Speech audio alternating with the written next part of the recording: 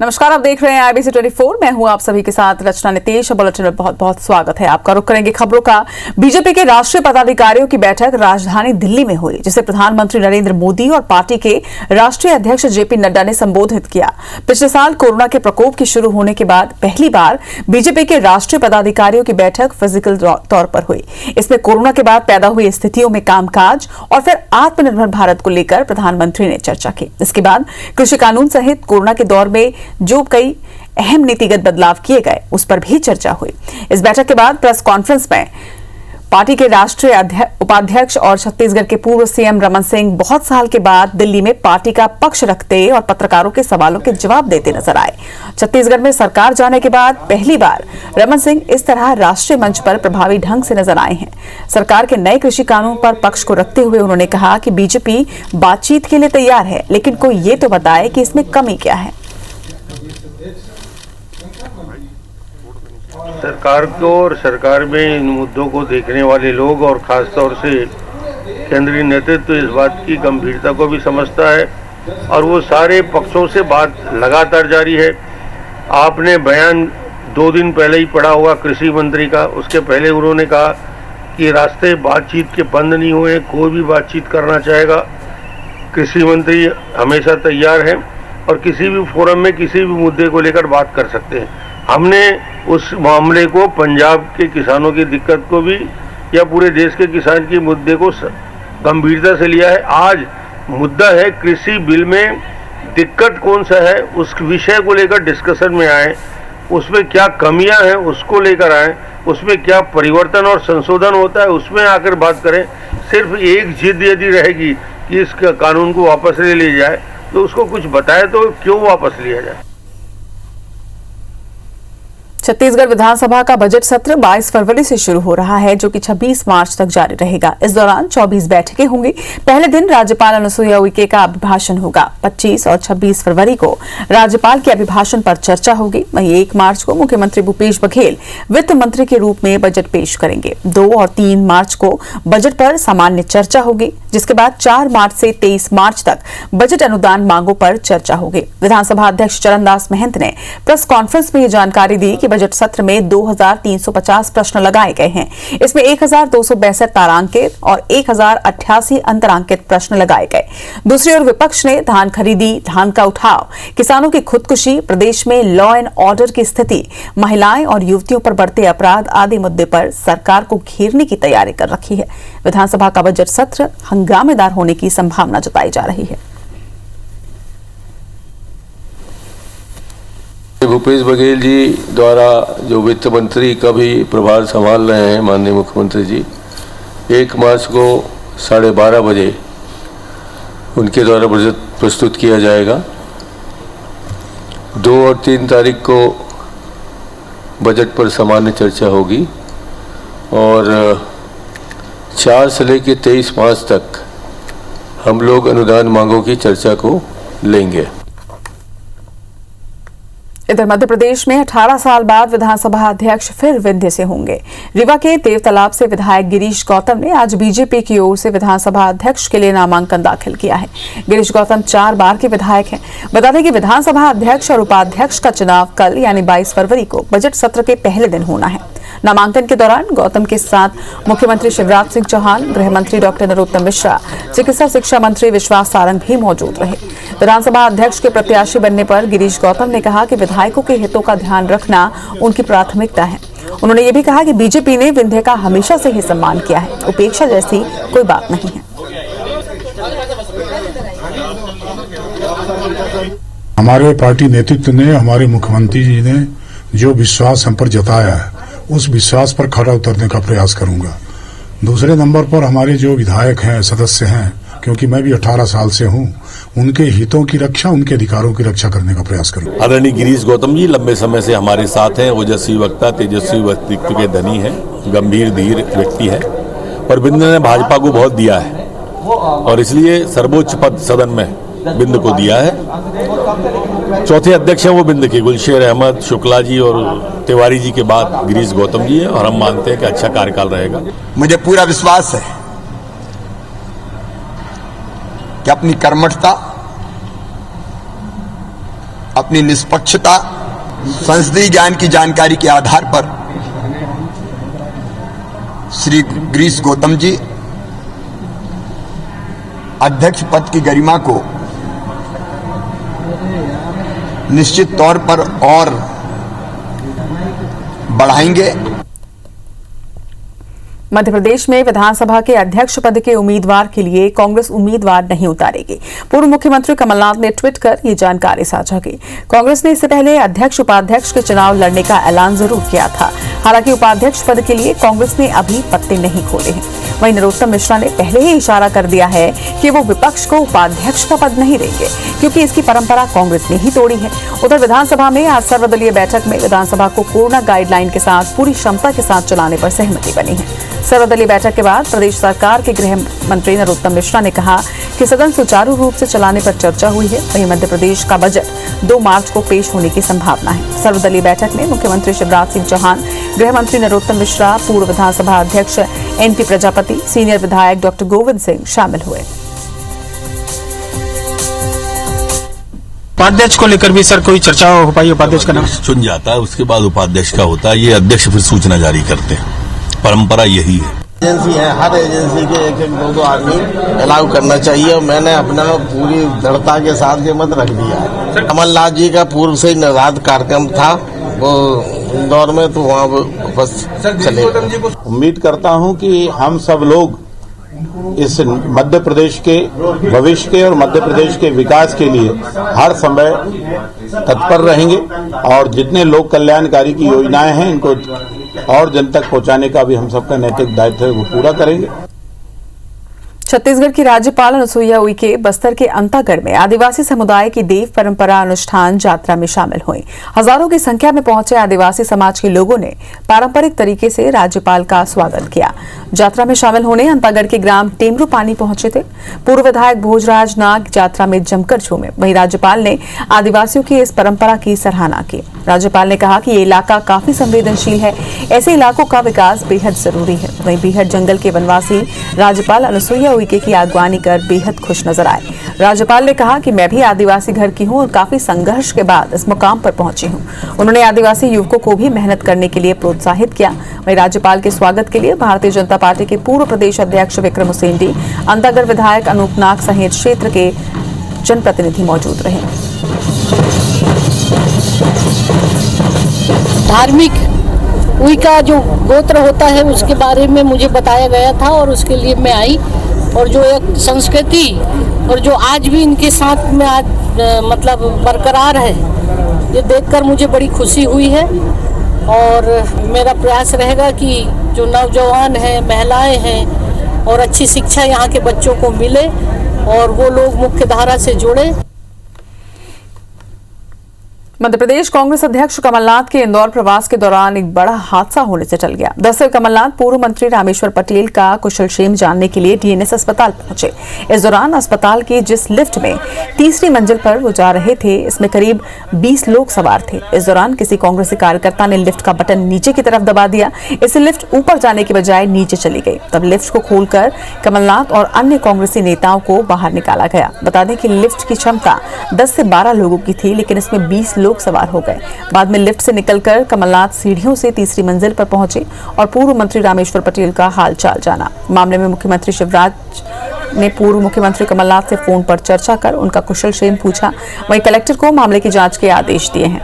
Collector ने magisterial जांच के आदेश दिए हैं। इसकी जानकारी सीएम शिवराज सिंह चौहान को लगते ही उन्होंने फोन पर पूर्व मुख्यमंत्री का हालचाल जाना और कलेक्टर मनीष सिंह को इस पूरे मामले की जांच के आदेश दिए।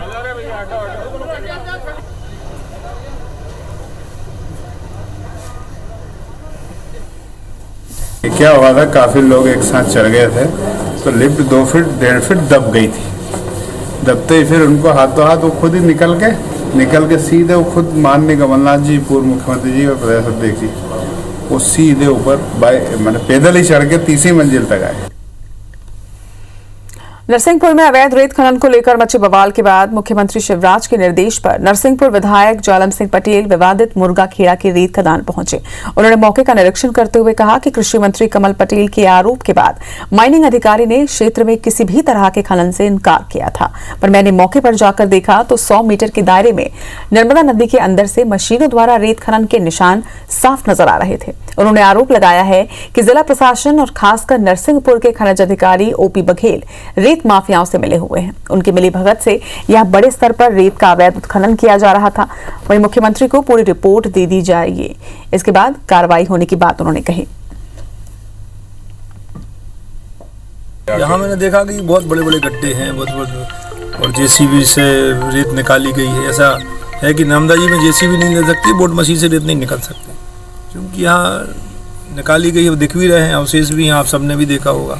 मेरा खुला आरोप है कि जो माइनिंग अधिकारी ने सारा का सारा जी कृत्य किया है। सीमांकन था, उस जगह ही खत्म हो गई थी, उसके बाद से केवल अवैध उत्खनन हो रहा है, मशीनों द्वारा हो रहा है, कोकलिंग द्वारा हो रहा है। किसके द्वारा किया जा रहा है? धनलक्ष्मी कंपनी द्वारा। तो जानकारी मिली थी कि मशीनें चल रही है, मशीन से अवैध उत्खनन हो रहा है। देखने पे ये पता चला कि वहाँ कहीं मशीन भी नहीं चल रही है, ना मशीन चल रही है, कोई निशान पाया गया है। झीरम घाटी संयोजक दौलत रोहड़ा ने केंद्रीय गृह मंत्री अमित शाह को एक पत्र लिखा है, जिसमें झीरम घाटी हमले की जांच कर रही एनआईए से जांच संबंधी दस्तावेज राज्य के एसआईटी को सौंपने की मांग की गई, जिसके बाद तत्कालीन प्रधानमंत्री डॉक्टर मनमोहन सिंह जी ने एनआईए को जांच के निर्देश दिए थे। दौलत रोहड़ा के मुताबिक एनआईए ने 2 बार आरोप पत्र हाई कोर्ट में दाखिल किया है, जो कि संपूर्ण नहीं है। इसके अलावा उनका यह भी कहना है कि घायल परिवार से पूछताछ भी नहीं हुई है और न ही जमीनी स्तर में जांच की गई। राज्य सरकार ने मामले की जांच के बाद जब एसआईटी का गठन किया, लेकिन एनआईए की जांच के दस्तावेज नहीं देने की वजह से जांच अब तक यहां शुरू नहीं हो पाई है। आपको ये भी बता दें कि 8 साल पहले 25 मई 2013 को कांग्रेस की परिवर्तन यात्रा पर हुए नक्सली हमले में पूर्व केंद्रीय मंत्री पंडित विद्याचरण शुक्ल, नंद कुमार पटेल, महेंद्र कर्मा समेत 27 लोगों की हत्या कर दी गई थी।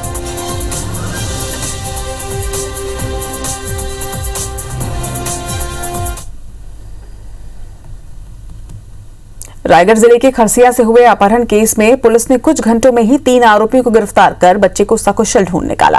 दरअसल मुख्य आरोपी उस बच्चे के घर में ही रसोइया था और नौकरी से निकाले जाने को लेकर उसने योजनाबद्ध तरीके से मामले को अंजाम दिया। सीसीटीवी फुटेज में बच्चे के रसोइये के साथ मोटरसाइकिल पर जाने की पुष्टि हुई थी, जिसके बाद पुलिस ने आरोपियों को झारखंड के खूंटी से गिरफ्तार किया। पूछताछ में उसने पुलिस को बताया कि पैसे नहीं मिलने पर वो बच्चे को झारखंड के किसी पेशेवर गैंग को देने की तैयारी में था। आरोपियों के पास से एक कार, क्लोरोफॉर्म और रस्सी भी बरामद की गई। वहीं पुलिस की इस उपलब्धि पर डीजीपी ने 1 लाख और आईजी ने 10,000 के इनाम की घोषणा भी की है। वहीं सीएम भूपेश बघेल और गृह मंत्री ताम्रध्वज साहू ने भी ट्वीट कर पुलिस को इस सफलता पर बधाई दी।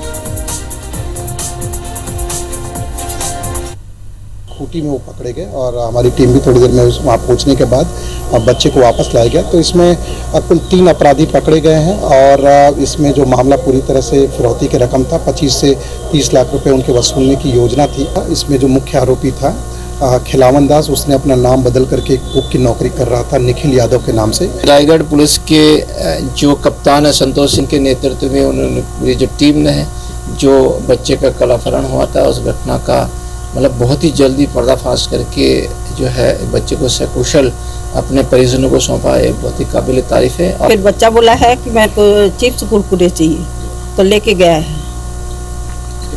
फिर उसके बाद घर आए ही। हाँ, बहुत ज्यादा खुशी हो रही है, सबको बहुत बहुत धन्यवाद देना चाहते हैं। मेरे को चिप्स लाने लेके गए थे, फिर मेरे को गाड़ी में बैठा के लेके गए, तो फिर मंडी तरफ लेके गए तो वहाँ कार खड़ी थी तो मेरे को ले गए।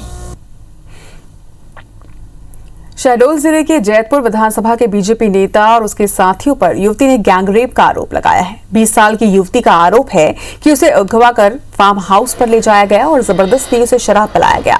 इसके बाद दुष्कर्म की घटना को अंजाम दिया गया है।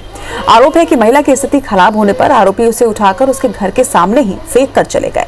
आवाज सुनकर परिजन जब बाहर आए तो उसे नजदीकी थाना ले जाकर एफआईआर दर्ज करवाई गई, जहां पर मामला गंभीर होने की बात कहकर जिला चिकित्सालय रेफर किया गया है। शिकायत के आधार पर पुलिस ने 4 लोगों के खिलाफ मामला दर्ज कर लिया है और आरोपियों की तलाश की जा रही है। वहीं युवती की हालत नाजुक बताई जा रही है। उसमें बताया है कि उसके साथ में 4 लोगों ने गलत हरकत करी है और एक फार्म हाउस में ले जाके उसके साथ में घटना घटित हुई है। इस पर से थाना जैतपुर में अपराध पंजीबद्ध किया गया है और महिला की रिपोर्ट पर थाना जैतपुर उसमें विवेचना कर रही है। रतलाम जिले में दिल दहलाने वाला एक वाकया हुआ। जिले के कठरिया गांव में पूर्व सरपंच के घर अंधविश्वास के फेर में पड़कर परिजनों ने अपनों की ही जान ले ली। 2 दिन बाद जहां शादी की सहनाई गूंजने वाली थी वहां मातम पसर गया। भूत प्रेत निकालने के तंत्र मंत्र में बहनों ने अपने ही भाई और उसके बेटे की निर्मम हत्या कर दी।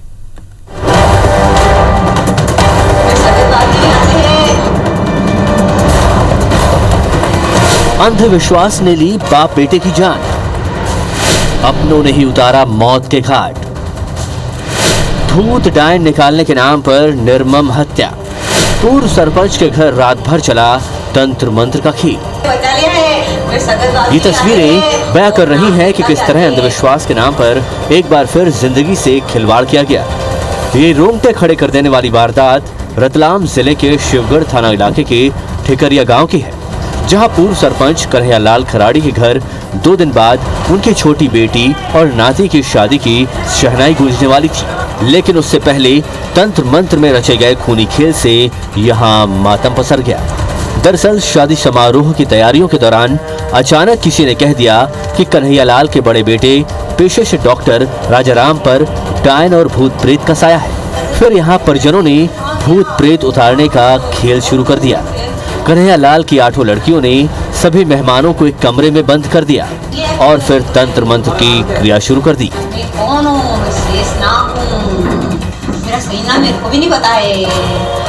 डॉक्टर राजाराम को तलवार से वार करके मौत के घाट उतार दिया गया। इतना ही नहीं, राजाराम के 3 साल के बेटे के मुंह में भी सरिया डालकर उसे मार दिया। घर से शोर सुनाई देने पर पड़ोस के लोगों ने ही पुलिस को सूचना दी। जब पुलिस यहां पहुंची तो घर का दरवाजा खुलवाया। नजारा देखकर वो दंग रह गई। झाड़ फूक का सामान बिखरा पड़ा था। बाप बेटे के शरीर उनके अपने छलनी कर चुके थे।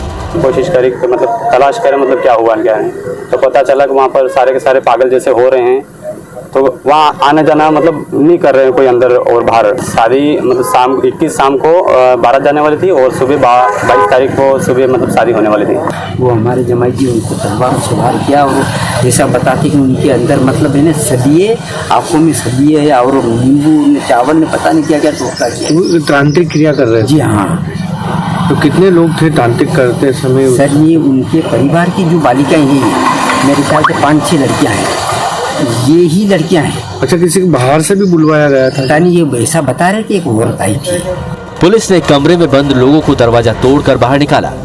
मृतक डॉक्टर की पत्नी और उसकी मां भी घायल हालत में मिले हैं, जिन्हें अस्पताल में भर्ती कराया गया है। पुलिस ने पूर्व सरपंच की 8 बेटियों को हिरासत में ले लिया है। जानकारी ये भी मिली है कि तंत्र मंत्र के लिए किसी को बाहर से भी बुलाया गया था। आज थाना शिवगढ़ अंतर्गत ग्राम टिकरिया में एक पुलिस सूचना मिली। यहाँ पे एक व्यक्ति राजाराम करके है जिसकी मृत्यु हो गई है और इसको लोग अस्पताल लेके गए हैं। इसपे एसडीओपी साहब और थाना प्रभारी तत्काल मौके पर आए। इन लोगों ने जब यहाँ आकर देखा तो एक कक्ष घर के अंदर एक कमरा बंद था जिसमें कुछ लोग थे। इसमें अभी तक जो तथ्य सामने आया है इसमें एक व्यक्ति राजाराम नामक व्यक्ति है जिसकी मृत्यु हुई है और उसका बेटा ही है आदर्श व्यक्ति। साथ ही साथ राजाराम की जो मदर है सावरी बाई, वो भी गंभीर रूप से घायल है। उसको जिला चिकित्सालय में रेफर किया गया है इलाज के लिए। तंत्र मंत्र की नौटंकी घर से लेकर थाने तक चलती रही।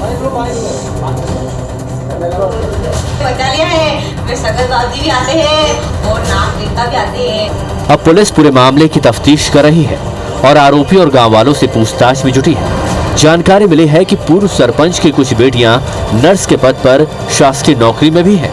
पढ़े लिखे परिवार में इस तरह की घटना होना सभी को हैरत में डाल रहा है। लालचंद राठौर, IBC 24, रतलाम। कटनी जिले के विजय राघवगढ़ के कैमोर स्थित ACC प्लांट में फ्लाई ऐश डंपिंग से लोगों को परेशानियों का सामना करना पड़ रहा है। खुले में फ्लाई ऐश की डंपिंग से यहां प्रदूषण फैल रहा है, तो वहीं स्थानीय लोगों का आरोप है कि निजी रेलवे साइडिंग की शह पर ACC कंपनी ट्रेन की खुली बोगियों में फ्लाई ऐश डंप कर रही है, जिससे लोगों का जीना मुहाल हो चुका है। ऐसे में अधिकारियों से की गई शिकायत का भी असर नहीं पड़ रहा। वहीं बारिश होने पर फ्लाई ऐश का पानी खेतों में पहुंचकर फसलों को भी नुकसान पहुंचा रहा है, तो घरों में गंदगी भी फैल रही है। खुले में उड़कर राहगीरों की आंखों में ये जा रही है तो दुर्घटनाओं का कारण भी बनती जा रही है। मामले में एसडीएम ने कहा है कि इस संबंध में शिकायत मिली है, वहीं जांच कराकर कार्रवाई की जाएगी। एसीसी अधिकारी का कहना है कि नियमों का पूरा पालन किया जा रहा है। यहाँ पे एसीसी कंपनी के द्वारा ट्रेनों से फ्लाई ऐश आ रहा है। इसमें लोगों को परेशानी हो रही है, डस्ट उड़ रही है, लोगों के घर में डस्ट जा रही है, इससे लोगों को सांस लेने में प्रॉब्लम हो रही है, लोग कैंसर से पीड़ित हो रहे हैं। टैंकर से आता है वो फुली टाइट होता है। और जहाँ तक ट्रेन रैक की बात है, ट्रेन रैक में पहली बार हमने ट्रायल बेस से मंगाया है, ये देखने के लिए कि वायबिलिटी उसकी कितनी है, क्या उसको भविष्य में मंगा सकते हैं कि नहीं मंगा सकते हैं। और वो भी जब ट्रेन से मंगाया तो हमने सारे प्रिकॉशंस को पूरा किया। जनता को सुनिश्चित कराया जाएगा कि उससे किसी भी व्यक्ति विशेष को हानि ना हो। और चूंकि यह ट्रायल प्रोग्राम है तो भविष्य में प्रदूषण विभाग इस चीज़ पर ध्यान रखेगा कि कैमोर और उसके आसपास के एरिया जो है वो उससे कुछ प्रभावित ना हो। इसी के साथ इस बुलेटिन में फिलहाल इतना ही। नमस्कार।